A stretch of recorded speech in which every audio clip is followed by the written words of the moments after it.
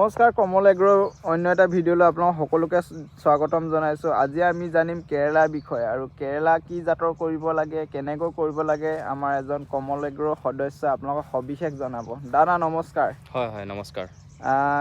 আপুনি প্ৰথমতে জনাওকচোন, এতিয়া ধৰি লওক এতিয়া মাৰ্চ মাহ এতিয়া চলি আছে ন, যিহেতু মাৰ্চ মাহত আগন্তুক বাৰিষালে কি জাতৰ গুটি কৰিব লাগে বাৰু?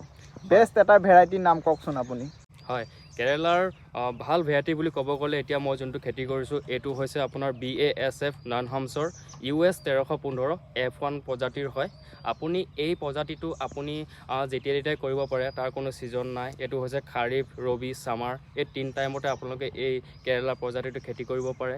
এই দেখিবলৈ পাইছে আমি এয়া কেৰেলা খেতি কৰি আছোঁ। এতিয়া বৰ্তমান ইয়াৰ প্ৰডাকশ্যনো হৈছে। আমি বৰ্তমান এতিয়া বজাৰত কম পৰিমাণ হ'লেও বিক্ৰী কৰি আছোঁ। এতিয়া বৰ্তমান ইয়াৰ বয়স অকল 2 মাহ হৈছে।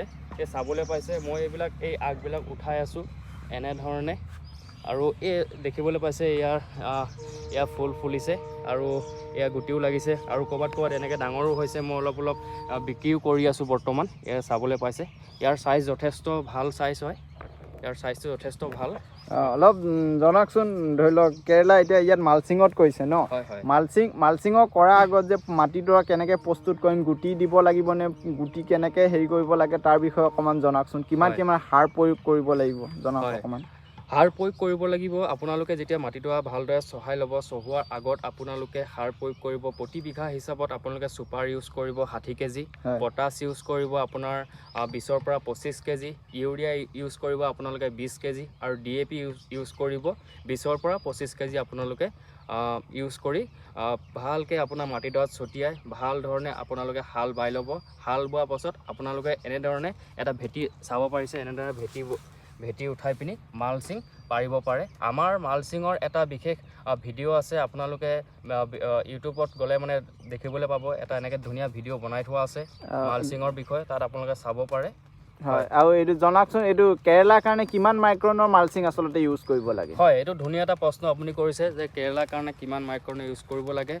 খেতি যথেষ্ট বেলেগ থাকে। এইটো কেৰেলা খেতিটো যেতিয়া যিহেতু আপোনালোকে এইটো দেখিবলৈ পাইছে অকণমান লং টাইমৰ হয়, গতিকে লং টাইমৰ যিবিলাক খেতি কৰিব তাৰ কাৰণে আপোনালোকে 30 মাইক্ৰনৰ আপোনালোকে মালচিং ইউজ কৰিব। আৰু আপোনালোকে যিটো শ্বৰ্ট টাইমৰ হয়, বোলে 3-4 মহীয়া যদি ছিজনৰ খেতি হয়, তেতিয়াহ'লে আপোনালোকে 25 মাইক্ৰনৰ আপোনালোকে ইউজ কৰিলেও হ'ব। আৰু এটা কথা জনাওকচোন, যে বহুত বন্ধুসকলে যেনিবা ভেটি উঠালে ধুনীয়াকৈ সাৰ প্ৰয়োগ কৰিলে, পিছত ধৰি লওক সাৰ প্ৰয়োগ কৰিবলগীয়া হ'ল, গছজোপা ধৰি লওক প্ৰডাকশ্যন দিয়াৰ পিছত এটা সাৰটো গোটেই আহৰণ কৰি পেলাই যেতিয়া আকৌ সাৰ দিব লগা হয়, তেতিয়া মালচিংটোতো কেনেকৈ সাৰ দিব? আমিতো কাৰণ ইয়াত ড্ৰিপ ব্যৱহাৰ নকৰোঁ। জনাওকচোন অকণমান, সাৰটো কেনেকৈ দিব পাৰিব? হয়, আপোনালোকে চাব পাৰে সাৰ আপোনালোকে তাৰ পাছত যেতিয়া মাটিডৰা ভালকৈ চহোৱাৰ আগত যেতিয়া সাৰ প্ৰয়োগ কৰিলে, কিছুমান মানুহে পৰ্যাপ্ত পৰিমাণে সাৰ নিদিবও পাৰে তেওঁলোকৰ, সেইকাৰণে তাৰ পাছতো আপোনালোকে মালচিং উঠোৱাৰ পাছতো সাৰ দিব পাৰে, কোনো কথা নাই।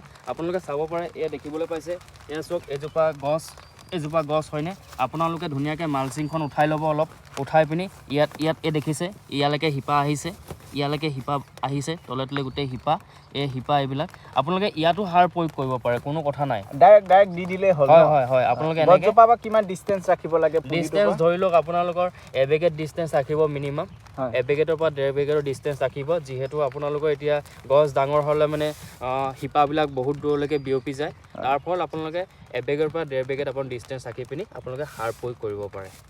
হয়, বাৰিষা ছিজন যিহেতু, এতিয়া বেমাৰৰ আক্ৰমণ হয়, বেমাৰৰ পৰা ধৰি লওক বেমাৰ নোহোৱাৰ আগতে কিছুমান ট্ৰিটমেণ্ট ল'ব পাৰি নেকি? কি মেডিচিন ইউজ কৰিব লাগিব বেমাৰ নহ'বলৈ? হয়, এতিয়া বাৰিষা ছিজন যিহেতু বৰষুণৰ পৰিমাণ যথেষ্ট বেছি, তাৰ কাৰণে আপোনালোকে কেৰেলা গছত সৰ্বসাধাৰণ আপোনালোকে কপাৰ ইউজ কৰি থাকিব। এসপ্তাহত মিনিমাম এবাৰ কপাৰ ইউজ কৰিব। তেতিয়া আপোনালোকৰ যিবিলাক বেমাৰ হয়, সৰ্বসাধাৰণ যিবিলাক বেমাৰ হয়, সেই বেমাৰবিলাক বাচি থাকিব। পোকৰ আক্ৰমণ হ'লে পোকৰ কি দৰৱ ইউজ কৰিব পাৰি? হয়, পোকৰ আক্ৰমণ বুলি ক'লে বিভিন্ন প্ৰকাৰৰ পোক থাকিব পাৰে। আপোনালোকে কিছুমান আছে চকুৰে মনিব নোৱাৰা পোক, আৰু কিছুমান আপোনালোকে দেখি থাকিব ইয়াত পোক লাগিছে। আপোনালোকে কিছুমান ছিষ্টেমিক ইউজ কৰিব পাৰে। বীজ ভাণ্ডাৰত গ'লে আপোনালোকৰ নিকটৱৰ্তী বীজ ভাণ্ডাৰত গ'লে আপোনালোকে গম পাব কি ইউজ কৰিব লাগে।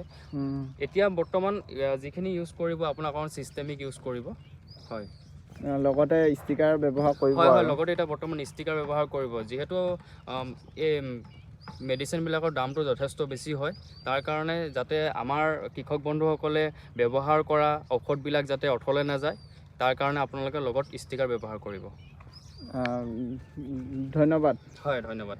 আপোনালোকে আমাৰ এনেকুৱা ধৰণৰ ভিডিঅ' পাই থাকিবৰ কাৰণে আমাৰ চেনেলটি ছাবস্ক্ৰাইব কৰিব আৰু বিভিন্ন ধৰণৰ খেতিৰ বিষয়ে আমি আগবঢ়াই থাকোঁ। এইফালে দেখিছে বন্ধা, এইফালে আমি সকলো ধৰণৰ খেতি কৰোঁ, যিহেতু আপোনালোকে আমাৰ পৰা ধৰি লওক কিছুমান কথা নজনা কথাও জানিব পাৰে।